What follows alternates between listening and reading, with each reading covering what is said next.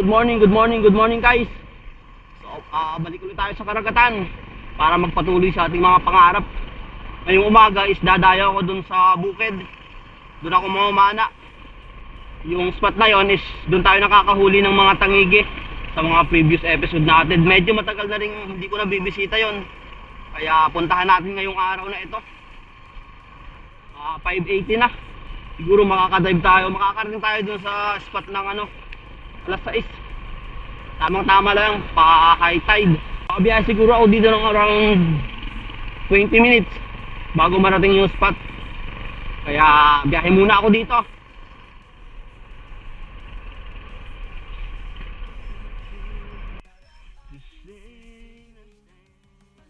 At pagkarating ko dito sa spot, eto, napakaganda ng dagat. Kaya pagkatapos ko dito makasuot ng mga gamit, diretso na tayo sa spearfishing activities natin. Sa mga bago pa lang sa channel ko, mag-subscribe kayo para lagi kayong updated sa mga ganitong video na ilalabas ko. Maraming salamat po. At dahil nga 20 minutes yung gugulin ko dito, papunta sa main spot, naglulod na ako dito ng spear gun. At habang papunta ako sa malalim na area, nag-warm up na rin ako para kondisyon na etong tenga pagdating sa malalim na area at hindi na mabigla.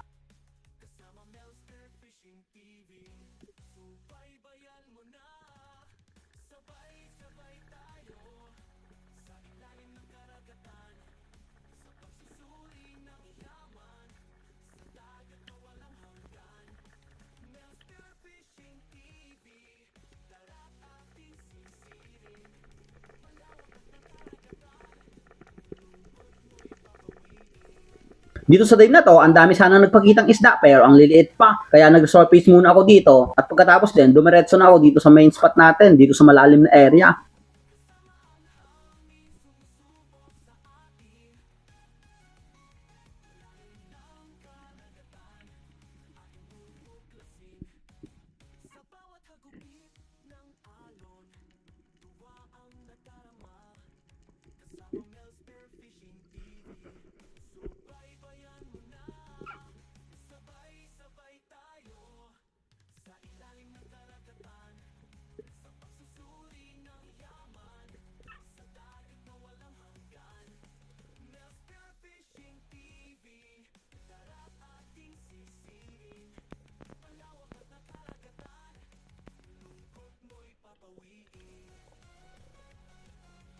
Pagkapwesto ko dito guys, maganda sana dito yung bumungad sa akin. Eto, nandito ka yung mga slick unicorn. Pero dahil unang dive ko to, nagantay-antay muna ako ng ibang isda. Hindi ko muna pinansin, eto mga slick unicorn. Puro kasi slick unicorn yung nahuhuli natin sa previous video.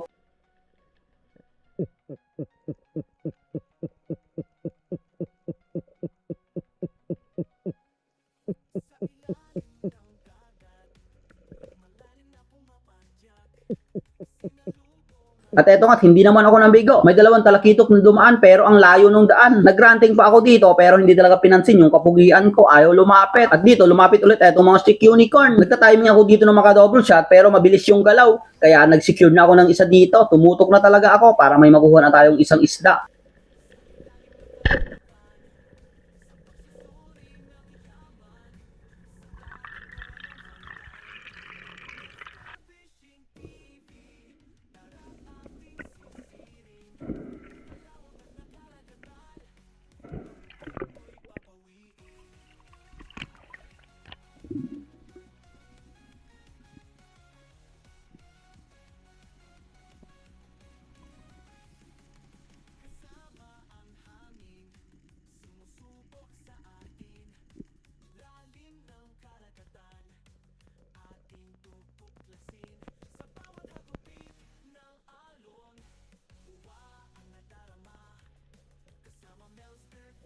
Etong pwestong ito is dito pa rin sa nahulihan natin ng slick unicorn. Maganda sana yung activities ng bait dito. Akala ko nga dito may magpapakitang malaking isda dahil nagsilapitan sa akin etong mga maliliit na isda, etong mga dalagang bukid. At eto, biglang bumilis yung galaw. Kaya naghanda ako dito, baka sakaling biglaan ang pagkakita ko ng malaking isda.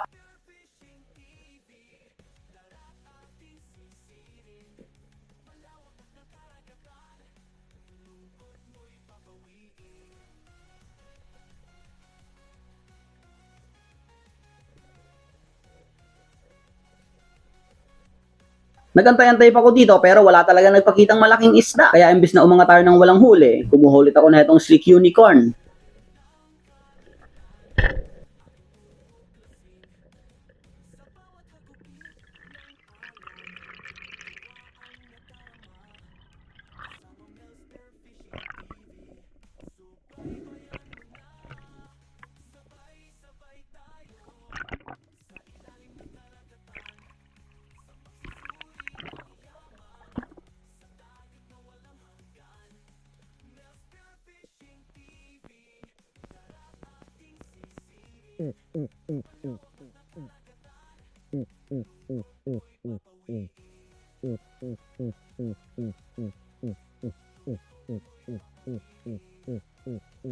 At dahil lumalapit naman ang mga streak unicorn ngayon dito, nagbabakasakaling madagdagan pa yung streak unicorn na huli natin. At nandito ulit yung mga dalagang bukid. Nagbibilis kasi yung galaw nila, kaya pabalik-balik ako dito. Pero wala talaga nagpapakitang malaking isda or naghunt man lang dito sa dalagang bukid na ito. Kaya pagkatapos na itong dive na to, lumiwat ako ng pwesto. At pagkalipat ko ng pwesto, eto nasalubong ko etong mga lumahan kung tawagin dito sa amin. Akala ko nga dito may kasabay na malaking isda etong mga lumahan na ito. Pero habang pababa ako, wala naman ako nakita, wala akong napansin. Kaya nagdiretso na lang ako dito sa ilalim. Nakita ko kasi etong mga sodium fish or labahita, ang dami nila dito at may mga kasamang maliliit na slick unicorn.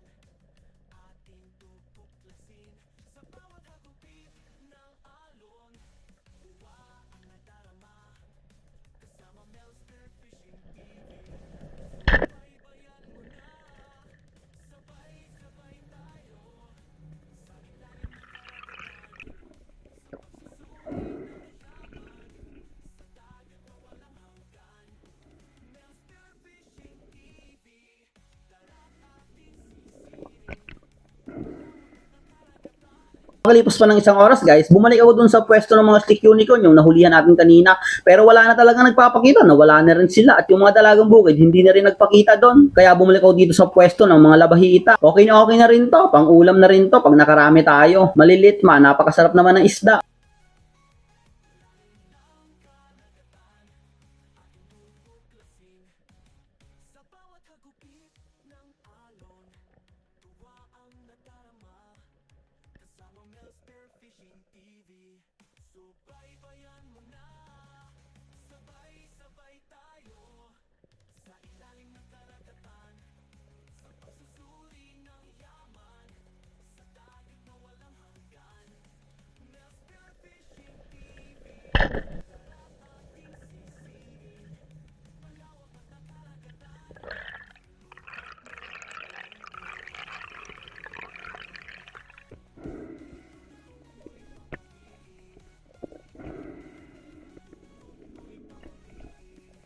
At dito guys, dahil wala namang nagpapakitang malaking isda, nag-last dive na rin ako dito.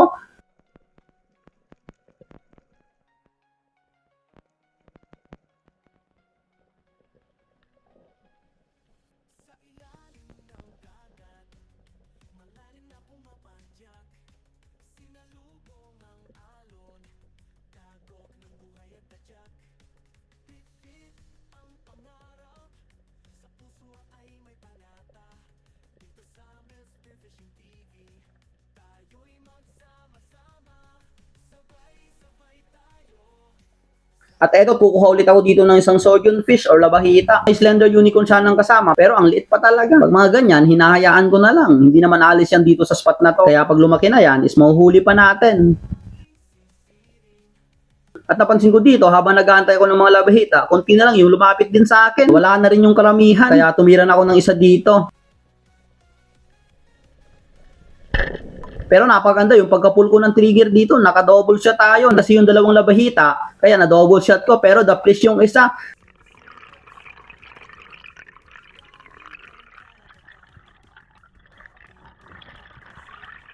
Kaya pagka-resurface ko dito, nandito na ako sa taas, hinawakan ko agad etong isa't maupunit na.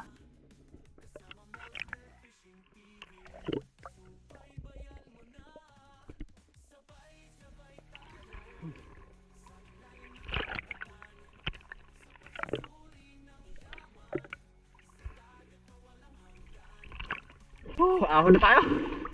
Walang isda mo. Nagpapakita. Puro maliliit lang. Okay na rin to. May pang ulam na. thank you Lord. Naka-double shot pa tayo. Yung surgeon fish. Malayo pa yung malalawin natin papunta doon. So ayun guys, umahon na ako. Wala kasing nagpapakitang malaking isda. Kaya halos 1 oras at kalahati yung dive. Lumakas na rin. Nawala yung agos. Ito lang yung nahuli natin. 2 slick unicorn. Saka 4 na labahita, surgeon fish. Okay na rin to. Pang ulam na.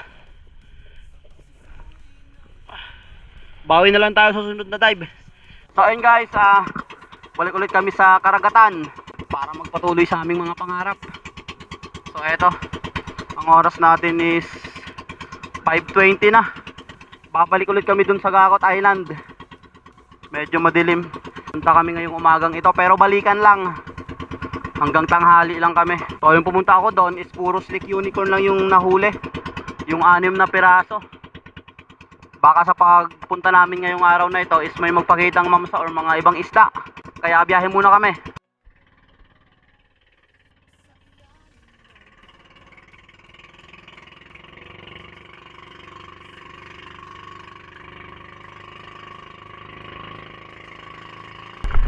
Ayun guys, nandito kami sa isla.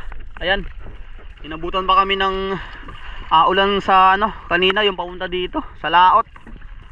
Buti lang walang hangin kaya nagdiretso kami dito. So dito kami magpipwesto sa nahulihan ko dati nung mga slick unicorn. Baka nandito sila sa mababaw. Tayo namin dito. Pag wala dito is lilipat kami doon papuntang doon sa may maliit na isla. So prepare lang kami dito tapos dive na. At dito guys, nantala yung pagbaba ko dito sa bangka, nandun yung kabady ko, nagda-dive na. Dahil napakalakas ng ulan at napakadilim. Binantayan ko muna dito yung bangka dahil madaling mapuno ng tubig at mabasa yung makina. Dahil pag nabasa yun, hindi na kami makakauwi. May sira yung makina. Buti lang, hindi tumagal yung ulan at lumagpas din. At pumakita si Haring Araw. Kaya after 1 oras doon sa binaba namin na spot, wala kaming nakita. Wala doon yung mga slick unicorn. Kaya lumipat na kami dito ng pwesto at eto ang sumalubong sa akin. Yung lumahan ulit dito sa Gakot Island ang nagpakita. Kaya dali-dali ako ditong nag-dive.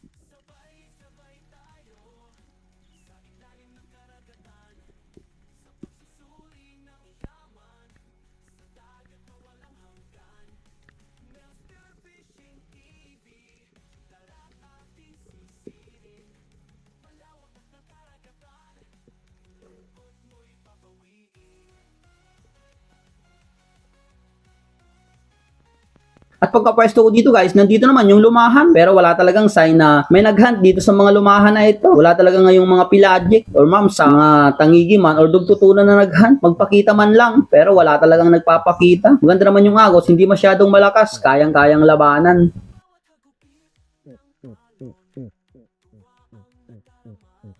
Pagkapahinga ko dito guys sa taas, nag-urong na ako ng konti dito sa malalim na area. Wala kasi talagang nagpapakita doon sa palaging pinwepestuhan ko. Kaya nag-urong ako dito sa malalim, mga 25 meters siguro ang lalim nito.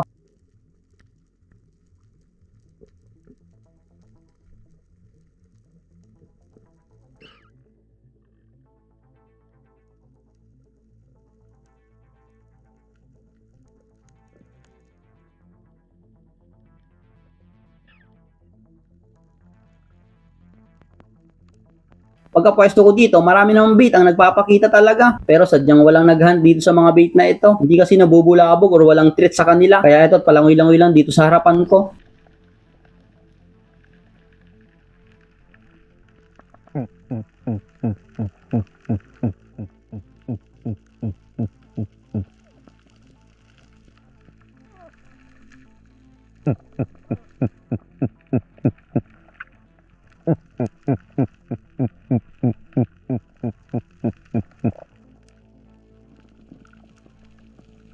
At pag ganitong nandito lang talaga yung mga bait, ang ginagawa ko dito habang nag-aantay ako ng isda, nag-granting talaga ako. Same as usual yung palaging ginagawa natin, pang-akit ng talakito. Eto, hindi naman ulit tayo nabigo. Worth it pa rin yung pag-granting. 3 talakitok ang lumapit sa akin. Pero hindi na ako pumili dito sa 3 dahil malalim to. Eto nang pinakamalapit yung tinira ko.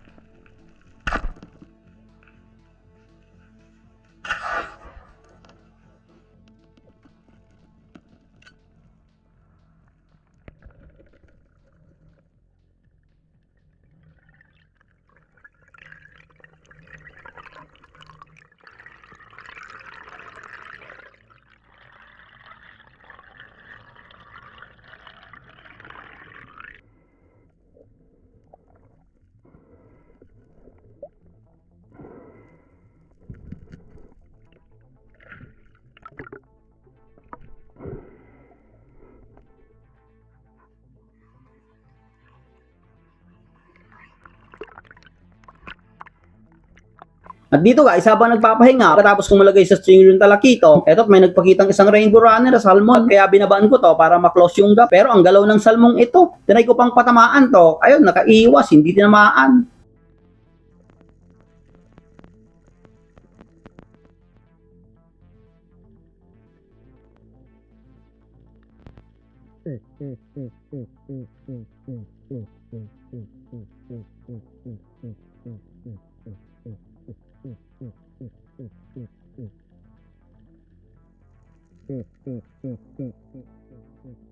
At makalipas ng 4 na oras ng pagdadive guys, eto wala pa rin tayong huling malaking isda. Nag-iisa pa rin yung huli ko, yung isang talakito. Pero yung kabady ko is nakaisang longnose emperor kanina, saka isang sodium fish ko na pinakita sa inyo. At paglipat ko ulit dito ng pwesto, eto nandito naman yung mga dalagang bukid. Akala ko nga dito, may lalapit na naman sa akin na isang malaking isda. Paiba-iba kasi ng galaw, eto mga dalagang bukid. Mukhang may treat dyan sa malalim na area. Pero nagantay-antay pa ako dito, wala namang nagpakita. Kaya nag-surface na lang muna ako dito para makapahinga sa susunod na dive.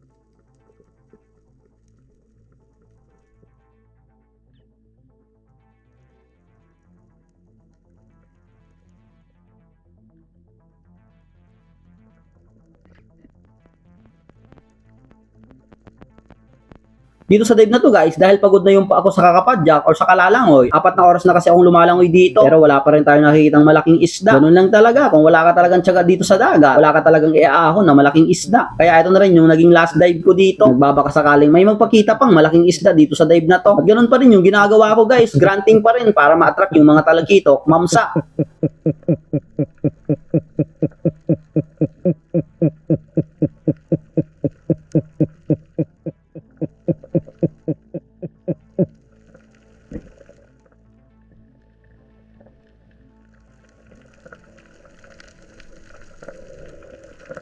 At habang nag-aantay ako dito guys, kalmado naman etong galaw ng mga bait, eto't malumanay. Nang biglang sa kaliwang bahagi ko, biglang nabulabog. Mukhang may treat na parating. Kaya nag-antay-antay pa ako dito. Tubingin pa ako dito sa kanang bahagi ko, pero walang nagpakita. Pagbalik ko sa kaliwang bahagi ko, eto ang nagpakita sa akin. Napakalaking mamsa pala.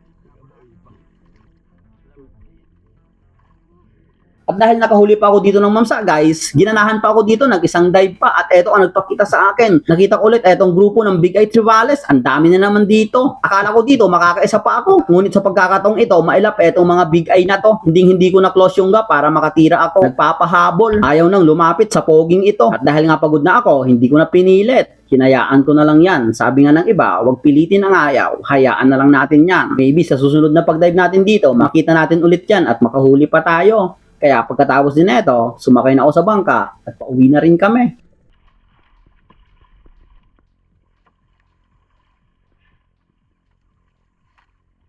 Guys, uwi na kami. Ay, nagagayagbo ko.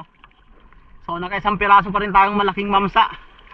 Saka yung bluefin, saka yung longnose emperor, saka isang surgeon fish, yung labahitang maliit, yung sa kasama ko. So uwi na kami ngayon, mag-aalas 11 na, hindi na kami kakain dito, doon na sa main island.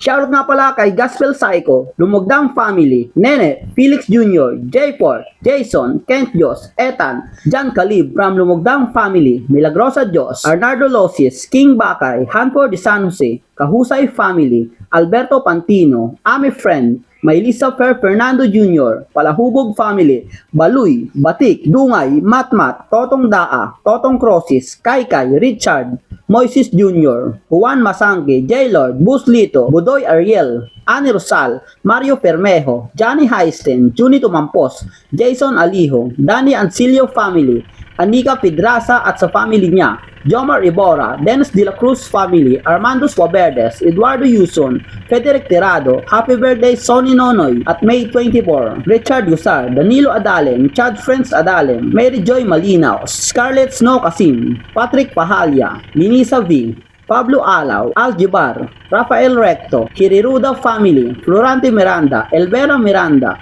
Rolly Ruiz, Marco Calize, Bravo Vlog TV, Kasumpang Family, Boots, Ellen May, Maya Otzel, Agustin Elisis Kasumpang, Jardin Family, Manres, Pitts Olyamot, Tingala Family, Flora Family, Prince Tyron, Edison Aba, Catalina Labayog, Brunilio Babanto, Bonifacio Arbalate, Francis Saibo, Leopoldo Orsal, Noel Grigo, Menton Bernel, De Las Alas Family, Kayadong Family, Ali Funos, Nelson Panturas, Eric Palos, Antone Fadera, Ernel TV, Cato Binetwa, Ronaldo Imbodo, Rian Arnaido, Armando Gonzaga, Robin Borgios, Miguel Masing Lino Lagitaw, Maluha Luha Caspiro, Tio Bong, Rodel Leubiras, Felix Quiroy, Nestor De La Rosa, Berle Banyares, Montajes Family and Miayo, Justin Espinosa, Lynn Siludo, Tony Saarinas, Instituto Kawaling, Erwin Labin Malayan, Nan TV Mix, Anisio Family, Mikael Maramara, Celos Family, Villamor Family, Lore Abidal, Rinaldo Mahilom, Prince Ros Dicina, Marlon Hamisola, Runyi Alo, Alo Family, Ronron TV, Joel Bael, Peace is My Hobby Official, Melchor Family, Jenner Monticlar Rosales, Joma Ramos, Rodolfo Canturia, Mio Vlog. Ang gamit ko pong flashlight ay Asabi. Maraming salamat po sa inyong lahat. Yun guys, nandito na kami. So medyo natagalan kami gawang naubusan ng gasolina yung motor namin. So ang ginawa namin sa yung talakitok na isa saka yung yung longnose emperor, binenta namin tapos bumili ng gasolina. Ito yung sobra. Yung longnose emperor is nag 1 kilo, saka yung talakitok is 2 kilo. Ito na lang yung natira, yung malaking mamsa natin, yung last na nahuli. So ayan, yun malaki nga. 7.5. Okay na rin yun pag nabenta pa yan. Halos 1.4 din, 1,400 plus. So hindi muna kami tumira ng ulam ngayon, binenta lahat. Bawi na lang tayo sa susunod na dive.